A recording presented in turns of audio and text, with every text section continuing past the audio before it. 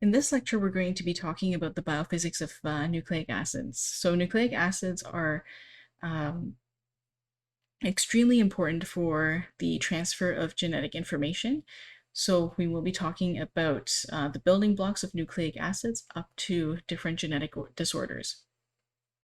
In the previous lecture, we talked about proteins, so I'll do a quick recap of the key takeaway points from that lecture.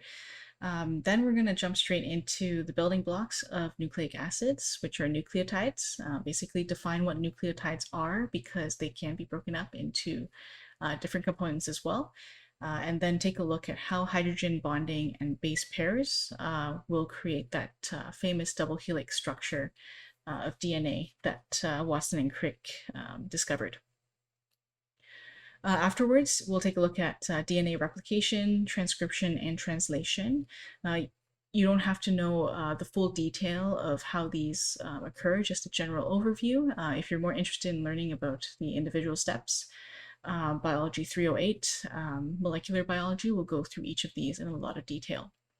So in terms of the genetic transfer of information, which we call the central dogma of biology, it's how we go from DNA to RNA to protein. We will be talking about that. And of course, sometimes things can go wrong, just like we talked about with proteins.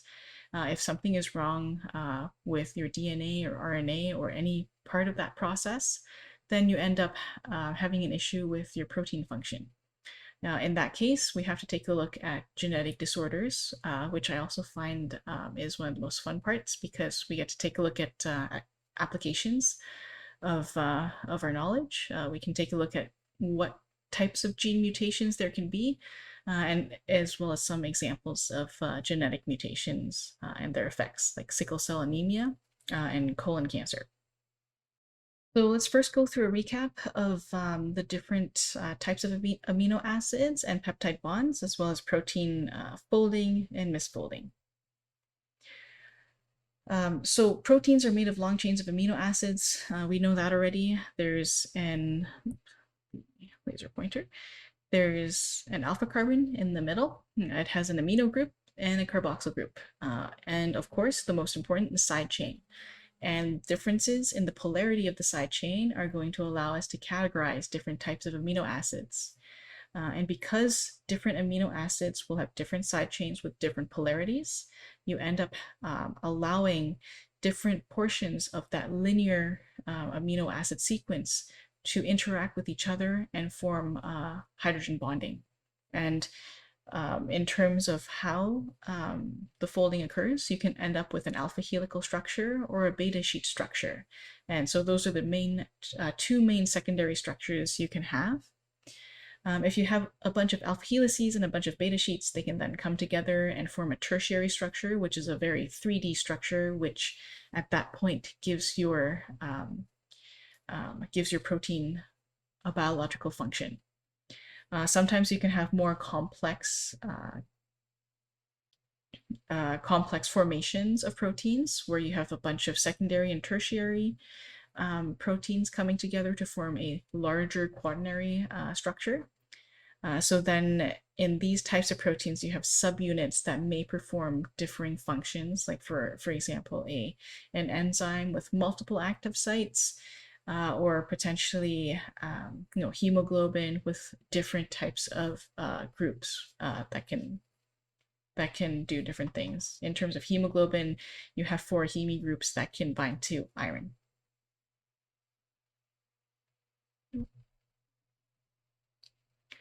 In terms of protein structure, this is just a good diagram explaining 1D, 2D, and 3D structure.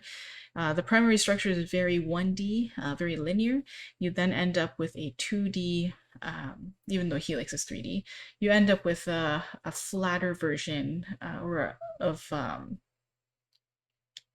just hydrogen bonding between the amino acids in the linear chain.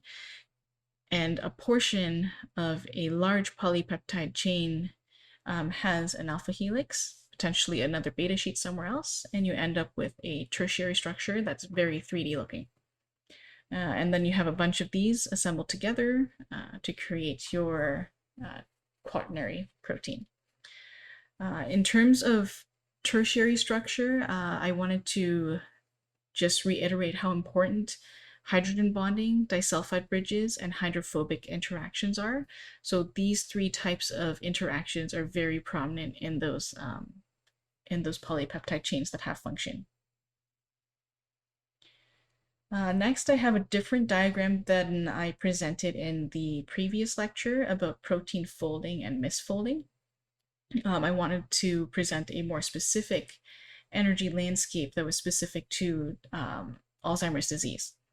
So this is a very detailed energy landscape diagram. Proteins are generally, so all of these at the top are unfolded proteins, and they're just going to drop through that energy landscape. If I have an unfolded protein that drops from here to here, it's going to bounce its way to an intermediate structure. In that intermediate structure, through another reaction, it might bump its way or bounce its way down or fall down to its native state. So in that case, we have a properly folded protein. So here, if you end up in this area, it falls and falls to a partially folded state and then to its native state. So the most important thing is what happens if you do have, in some cases, proteins over here. You now have different effects or intermolecular effects, and they're going to fall down a completely separate energy landscape. So it's going to fall towards the lowest energy state. If you have them, you end up with amyloid fibrils, or first you have it fall down. The intermediate state or the partial state is an oligomer. And those oligomers can eventually become fibrils, or they can become aggregates. So those aggregates and fibrils are the lowest energy states. So if you do have a misfolded protein, it ends up following a completely different energy landscape. So that's just the difference between the two. And you'll notice that they have a much lower energy than the native state. And that's because all of those hydrophobic R groups are exposed, which means that it's more favorable for them to keep falling down and create those aggregated structures. Okay, so I think that's all I wanted to mention about this. We can now move on to nucleic acids. So now let's move on to the building blocks of nucleic acids, which are nucleotides. We get to talk about what nucleotides are made of, which are bases and sugars, and a phosphate group. And then instead of like proteins where you have amino acids chained together with different hydrogen bonding, we're now going to talk about how the bases of the nucleotides are going to experience hydrogen bonding to create the double helix structure of DNA. So what are nucleic acids? They're the largest of the macromolecules. It's really interesting because with nucleic acids, an important part of that is how DNA gets compressed and compacted into our chromosomes. So chromosomes pack a lot of genetic information. So that means they are very large, but they also contain a lot of small detail for us to create proteins to carry out our functions. We will not be talking about DNA packing in this course, but if you're interested in that, you get to learn more about it in Physics 380, the physical aspect of modeling such packing around histones. In this course, we want to just go through a brief overview of nucleic acids, what they are, what they do, and also the central dogma of biology. So, of course, because nucleic acids hold genetic information, it means that they are the fundamental constituents of genetic material. Because of that, they have two main functions. They can store and transfer genetic information, and of course, that genetic information has to be used somehow, so they use it to synthesize proteins for our bodies. There are two types of nucleic acids. There's DNA and there's RNA, and we'll go through each of those and the differences between them. So nucleic acids are made up of nucleotides, and a nucleotide is made up of a base, a sugar, and a phosphate. So a nucleoside is when you have a base and a sugar together. So in blue, we have a nucleotide, but in brackets over here, between the sugar and the base, you have a nucleoside. So a nucleoside contains a sugar. The sugar can be deoxyribose or ribose, so that you have DNA or RNA, and you can have different types of bases. There's 4, but there's 2 categories. You can have a pyrimidine, which has a hexagon shape, or you can have a purine. So those are the 2 types of bases and shapes that you can have.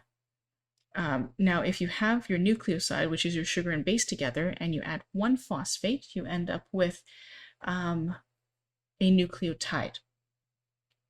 So any nucleoside with 1 or more phosphates is called a nucleotide.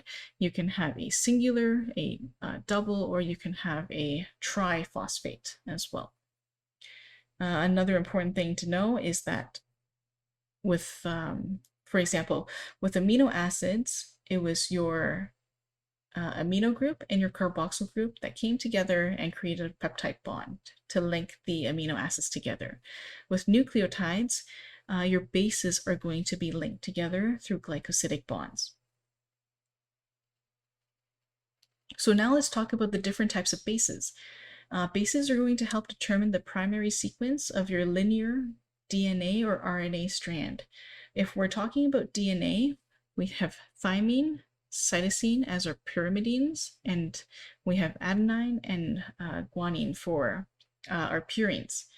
If you are looking at RNA, where you have a ribose sugar, you end up using uracil instead of thymine. So the T is replaced by a U.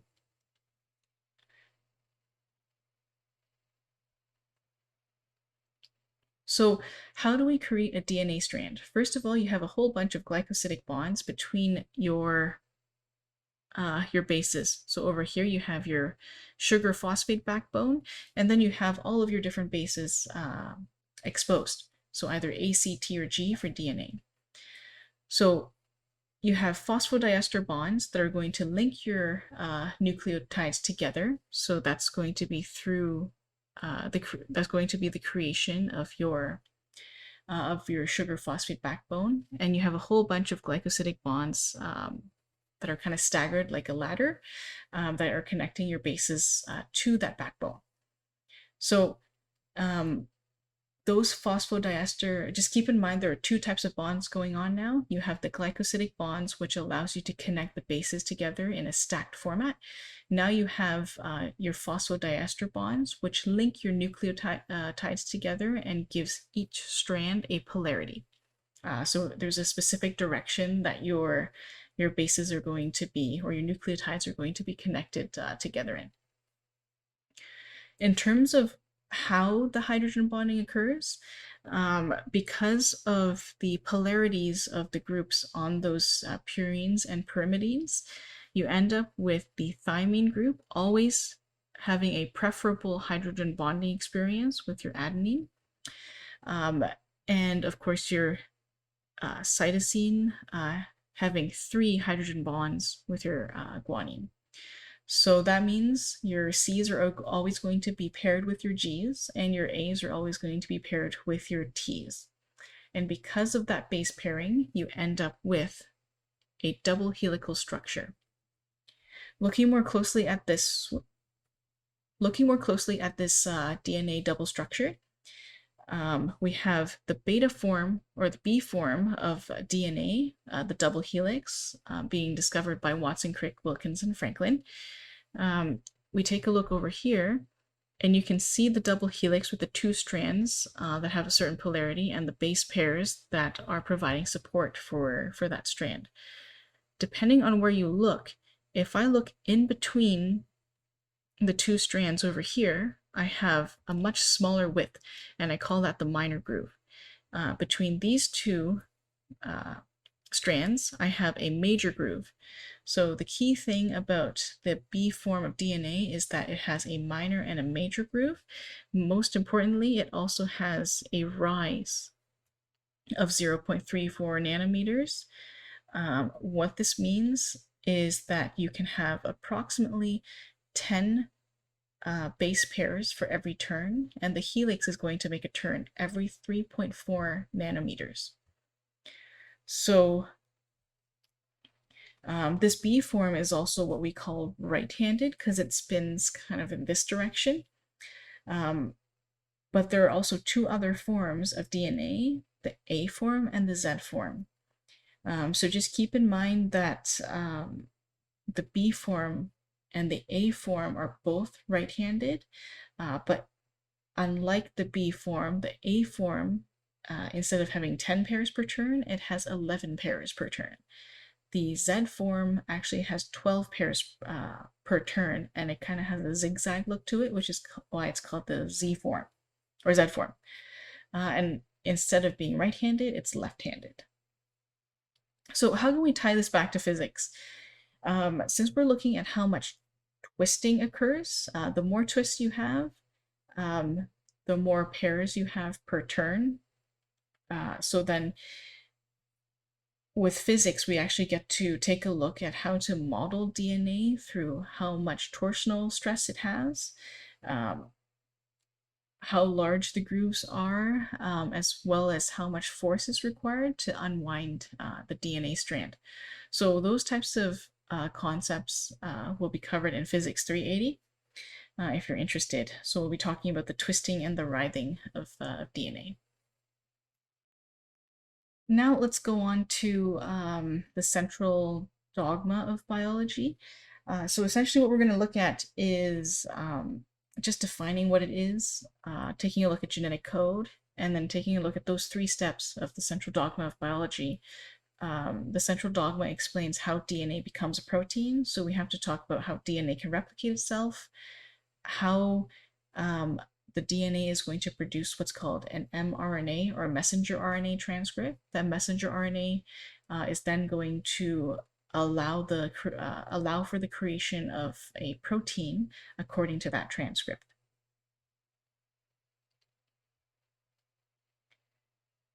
So it's often stated that the central dogma of biology refers to how DNA makes RNA and how RNA makes protein, but it's actually quite a lot more than that. In the diagram here, we actually have a lot going on. We want to focus on the orange arrows for this class, referred to as general transfers of information. You have DNA replication, where DNA is just making more DNA. You then have transcription, where DNA is converted, or you get an mRNA transcript from the DNA. And then over here, you have an RNA providing the transcript to create a protein through ribosomes. In pink, you have the different primary enzymes that carry out or initiates the process. But what's interesting are these extra arrows. These extra green arrows refer to special transfers. So these you don't have to know, but they are essentially different processes that have been shown to occur under specific conditions like a lab environment. So it is possible to have RNA replication or reversible RNA replication, and you can also have reverse transcription take place.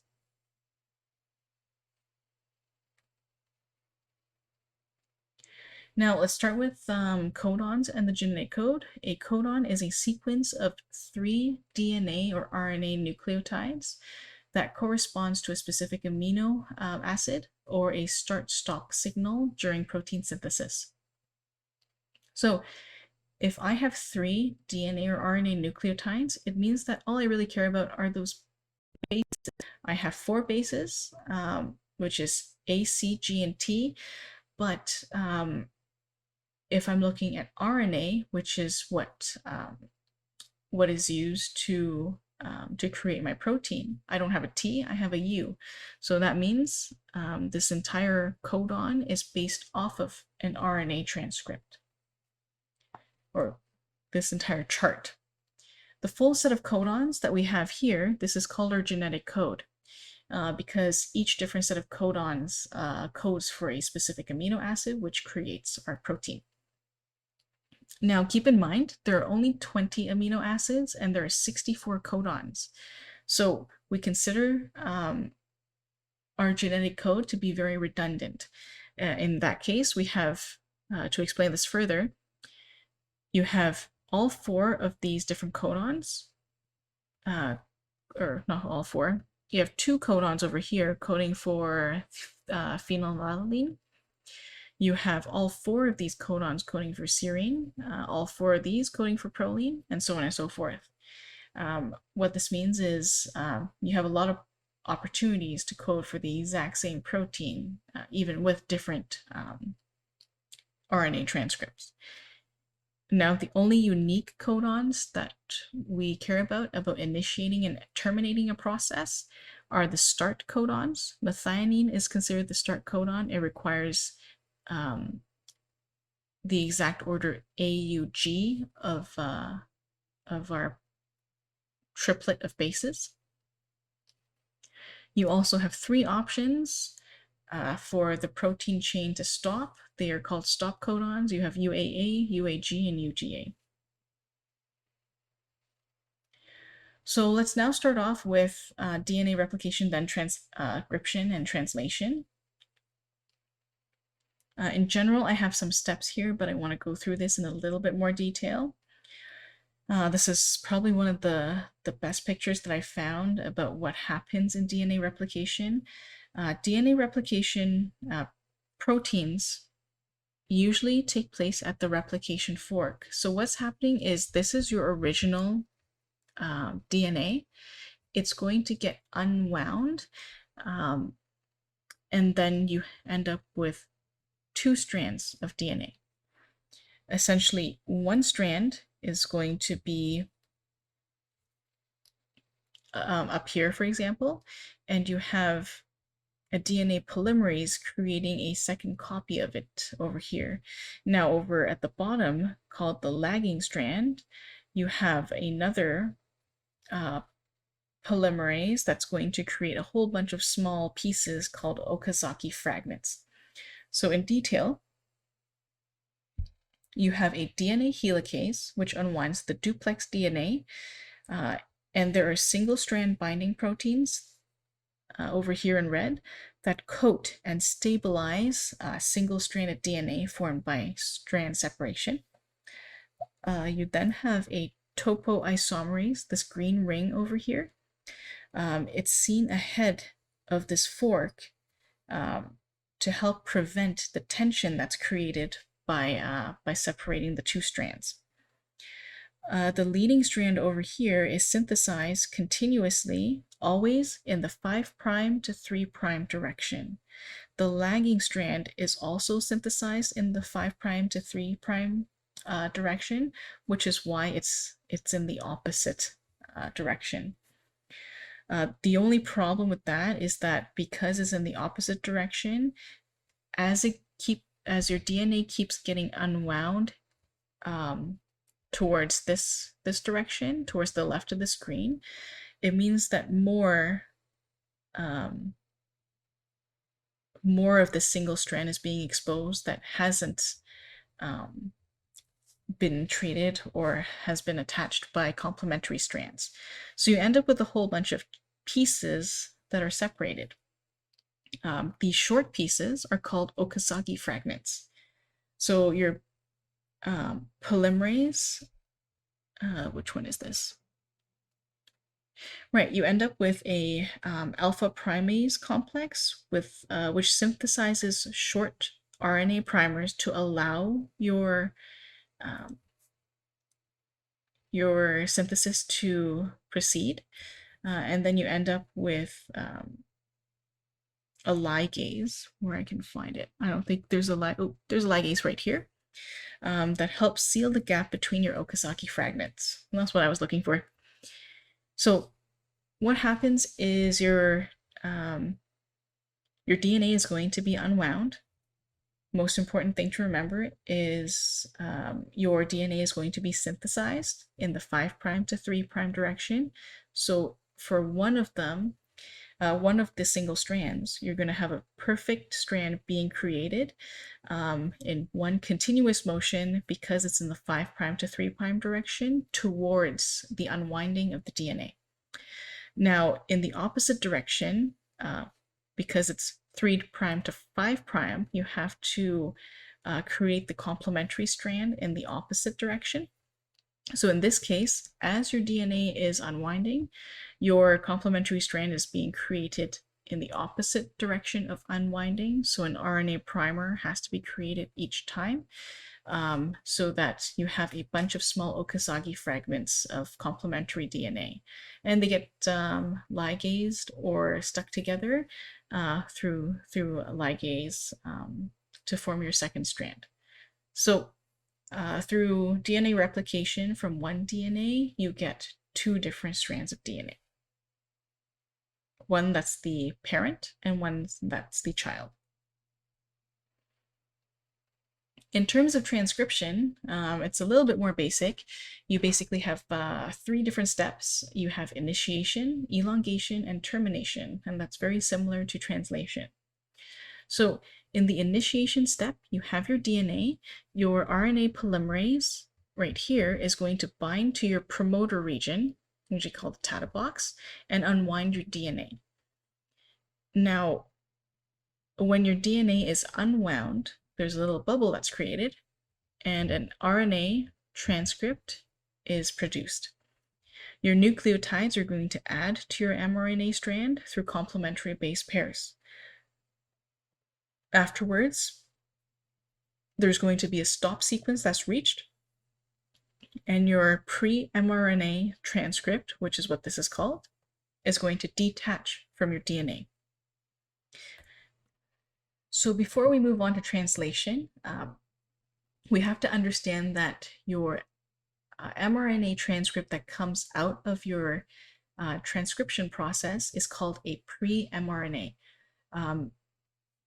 That pre-mRNA needs to be processed into a mature mRNA in order to move on to translation, and there are multiple things that happen during the processing stage. So first, we have to protect the mRNA from degradation as it travels throughout the cell. So we add a 5' cap and we add a 3' poly A tail, and that prevents that provides a little bit of extra protection for it. Splicing is something that's extremely important because of our DNA being quite long. You end up with a bunch of exons and introns. So in terms of your in terms of streamlining the entire process, you want to create a mature mRNA that only has components that are required for protein synthesis. So your introns are those intervening sequences, which is why it's called introns. We want to be able to remove those so that the only thing that remains are those exons. So those exons, the X refers to codons that are going to execute a specific function. So those exons are going to execute specific protein coding mechanisms. So we splice out the introns and we're only left with exons over here. And then we can move on to translation. So this diagram represents the entire process of translation. You have an initiation, elongation, and termination process as well, but not referring to RNA or mRNA, it's referring to the protein synthesis. So in initiation, you now have tRNAs or transfer RNAs. They have anticodons. They look at the mRNA transcript that you have. This initiation complex is created to start producing your protein. So the first thing that happens is you have a tRNA that holds a methionine. So at the top, it holds your amino acid. It's going to have an anticodon that is complementary to the codon or the start codon. You then have an attachment that takes place, and there are 3 different sites here: the A, the attachment site, the P, the protein site, and E, the exit site. So the first thing that happens is your start codon is going to, not start codon, your start codon is going to attract the anticodon, the tRNA with its proper anticodon, and it has a methionine. It then moves on to the P site. Then the following codon, whatever it codes for, it's going to attract the tRNA with its anticodon, and it has another amino acid attached to the top of it. Now you have the methionine on the P site and another amino acid at the A site, and then they're going to be connected together through a peptide bond to create or to start your protein chain. And so the whole process continues. As your amino acids are bound together, your tRNA is going to move across the complex to the E site where it exits and gets released. Then it can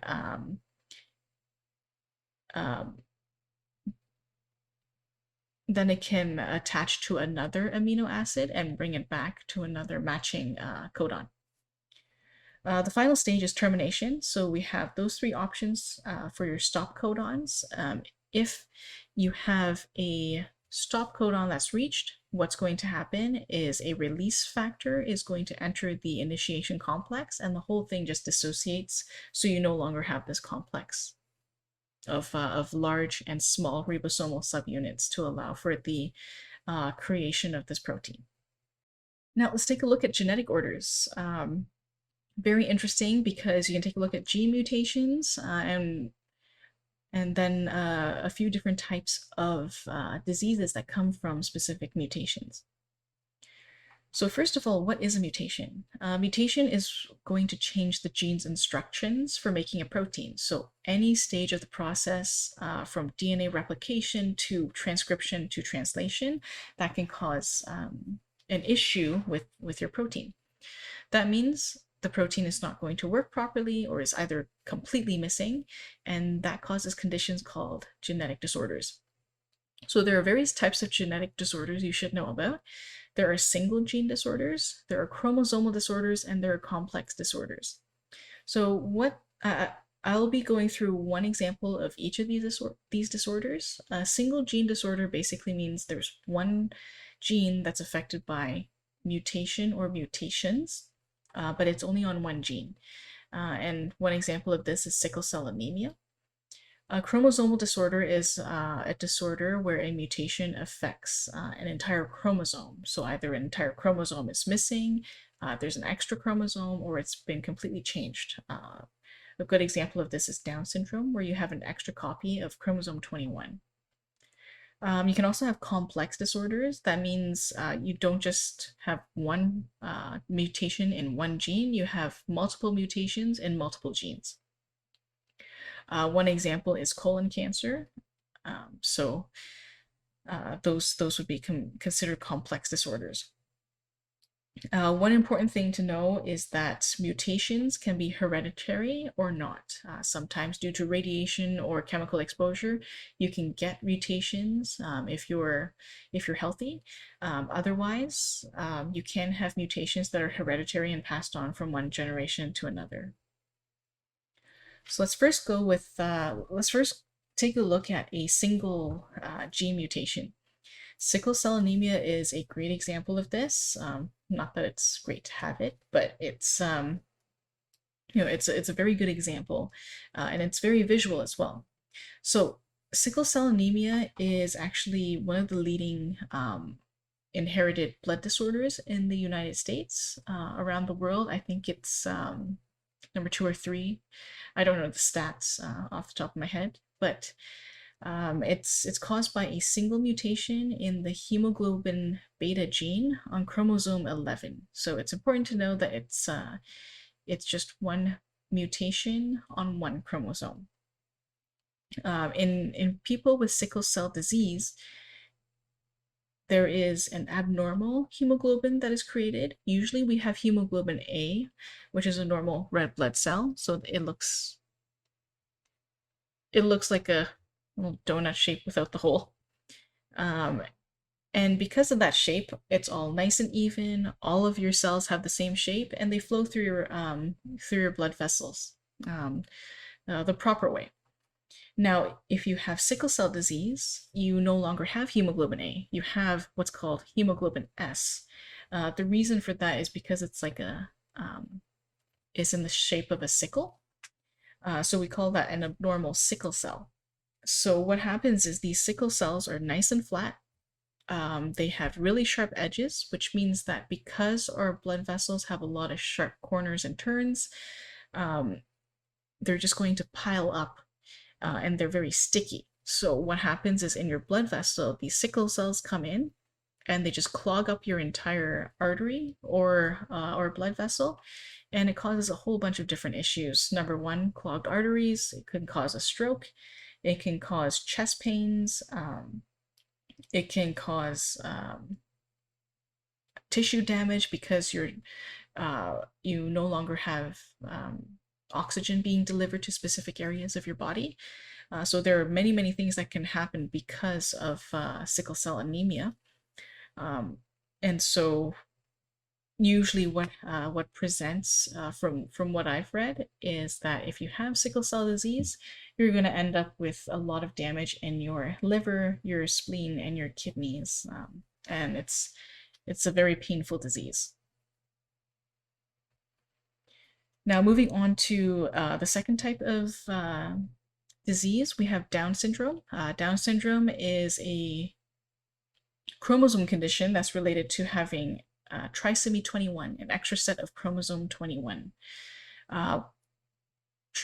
Chromosome 21 has a lot to do with the development of the human body, and if you have an extra set or an extra copy of chromosome 21, it means that it's going to interrupt your normal course of development. So those affected are going to have learning difficulties, mental retardation, and most importantly, a characteristic facial appearance and as well as poor muscle tone. So treatment for Down syndrome is really based on the person's physical problems as well as intellectual challenges. A lot of babies who have Down syndrome don't have good muscle tone, which makes it more difficult for them to progress through life. For example, it'll be harder for them for their first walk. It'll be harder for them to roll over, all that stuff. So if you have more of a physical disability with Down syndrome, it's easier to treat Down syndrome with physical therapy or with physical aids like a walker. So I do know some individuals with Down syndrome, and they've been able to manage it well because the majority of it has been based on physical issues. But one of the worst things to have is that is a heart defect. So approximately 40 to 60% of people with Down syndrome or babies get born with a heart defect. So the first thing that has to be done if you have a baby with Down syndrome is to get an EKG, electrocardiogram, as well as an echocardiogram to see if there is a heart defect so that it can be taken care of as quickly as possible. The next disease I want to go through is colon cancer. The majority of colon cancer cases are sporadic, so usually it has to do with just mutations. There's no link to other generations within your family that have it, but 5% are actually hereditary, and it's the hereditary cases that are extremely malignant, essentially. So these genes are going to contribute to, there are two different genes that contribute to a person's susceptibility in colon cancer. There is one gene that basically guarantees that you'll get colon cancer, and it's the FAP, the familial adenomatous polyposis, pronounced that correctly. If you have a mutation in that gene, it is 100% hereditary, and that means you have a 100% chance of getting colon cancer by the age of 40. So very, very bad if you have that. Very unfortunate. If you have a mutation in the HNPCC gene,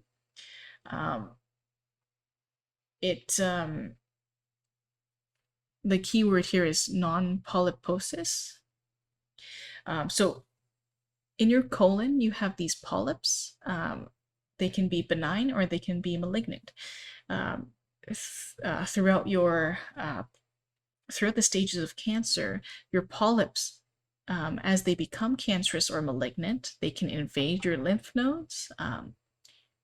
They can further invade your lymph nodes and grow larger, and eventually your cancer cells are going to infiltrate your entire body and metastasize to other organs. So that's very late stage colon cancer.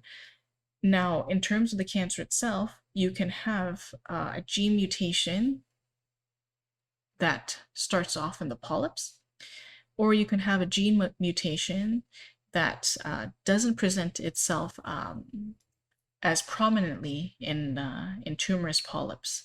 So this one is here, and so therefore you can have 80% of it being colon cancer, or it can also be more so rectal cancer. So there are mutations in several genes that affect the tissues that line the colon and the rectum. So what should you remember for this lecture? First of all, you should really understand the structure of nucleic acids, the central dogma of biology. Most importantly, what is a genetic code? What are the main steps in DNA replication, transcription, and translation? Not really main steps, but more so the main function of each of these. The processing of the mRNA transcript is important too, just understanding why we have to do that. So that would be splicing as well as the protective sequence of the 5' cap and the 3' poly A tail. Apart from that, we took a look at different genetic disorders, so the different types of mutations possible, and some examples of common disorders. So you should be able to at least explain what happens in a few of the different types of genetic disorders.